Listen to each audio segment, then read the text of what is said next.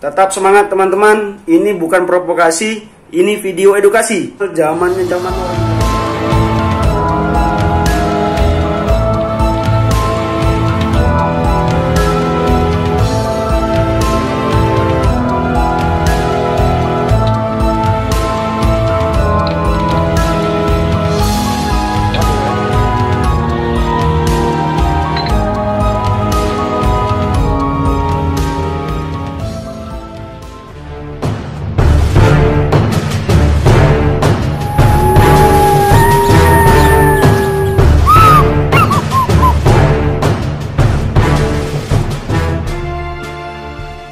Assalamualaikum warahmatullahi wabarakatuh. Sobat Satpam Indonesia, teman-teman Satpam seperjuangan di KPKS. Sebelumnya saya mengucapkan terima kasih banyak atas minat animo teman-teman semua mengikuti channel YouTube ini. Ya, di setiap video saya tidak pernah minta untuk di like, di subscribe, itu tidak penting.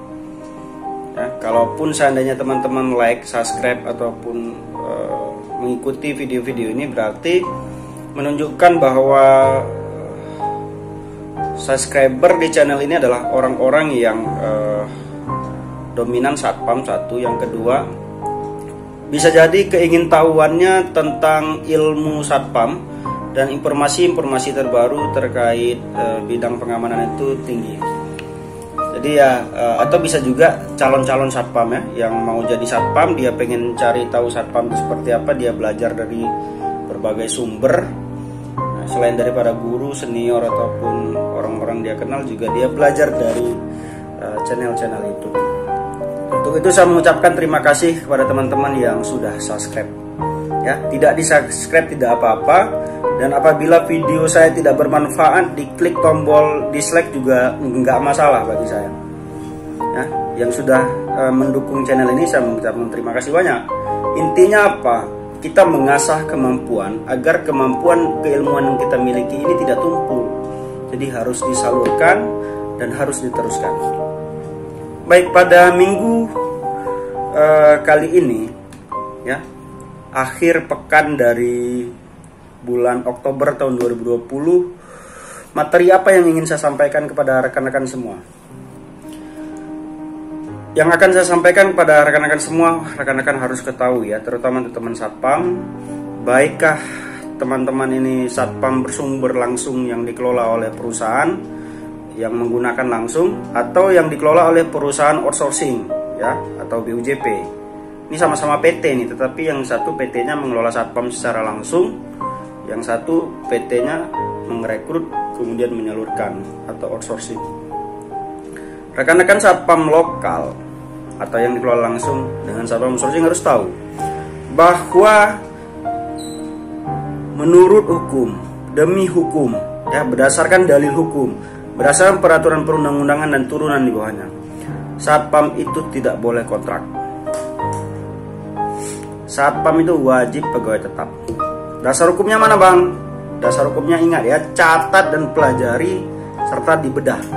Kemudian kita uji ya, siapa yang benar, praktek yang selama ini yang salah,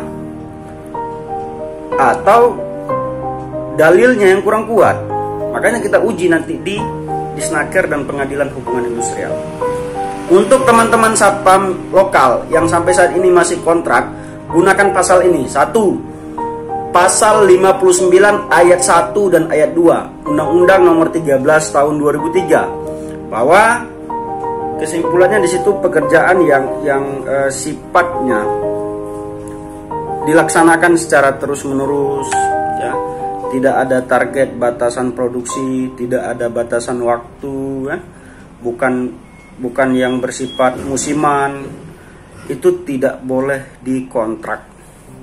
Ingat, pasal 59 ayat 1 dan ayat 2. Lah, kurang kuat itu bang, tidak spesifik, karena tidak menjelaskan nama-nama atau jenis-jenis pekerjaan apa saja yang masuk ke dalam kategori pekerjaan yang dilaksanakan secara terus-menerus. Nah, kalau pertanyaan itu saya jawab dengan Kepmen nomor 233 tahun 2003 atau Kepmen nomor 233 tahun 2003. Rekan-rekan baca di pasal 2 dan juga lebih spesifik di pasal 3. Ya.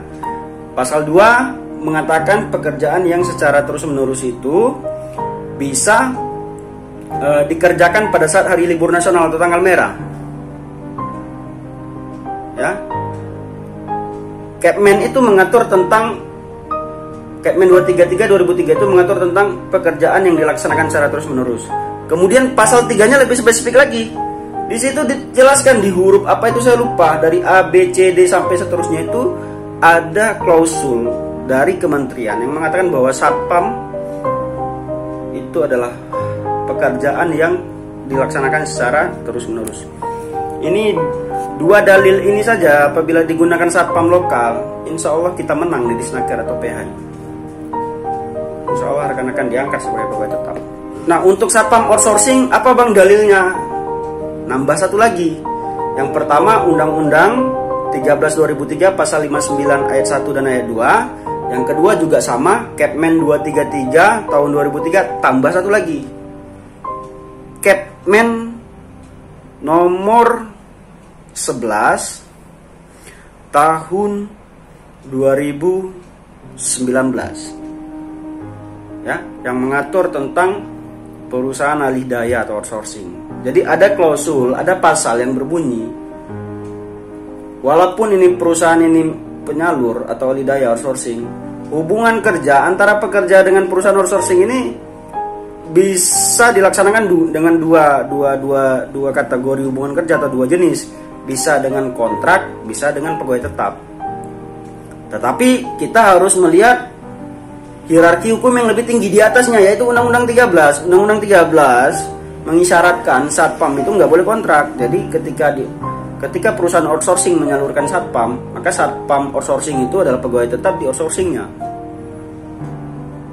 Lebih spesifik lagi pasal 23 Kepmen 233 tahun 2003. Ini informasi yang bisa saya sampaikan kepada teman-teman, semoga bermanfaat.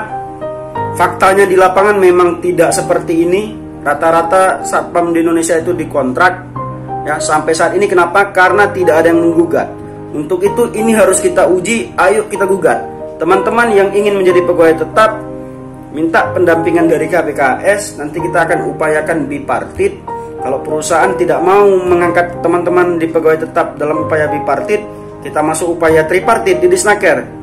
Ya, di Disnaker nanti kita melihat anjuran Disnaker seperti apa.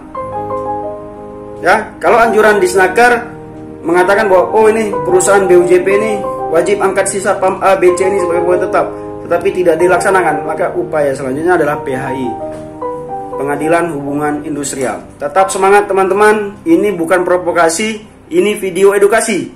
Ya, ini zamannya zaman milenial, zamannya zaman orang belajar. Satpam itu sudah bukan masanya untuk dibodoh-bodohin lagi. Ya.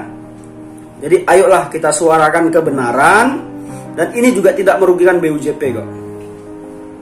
BUJP yang mengangkat satpam sebagai tetap itu malah akan mendapatkan keuntungan.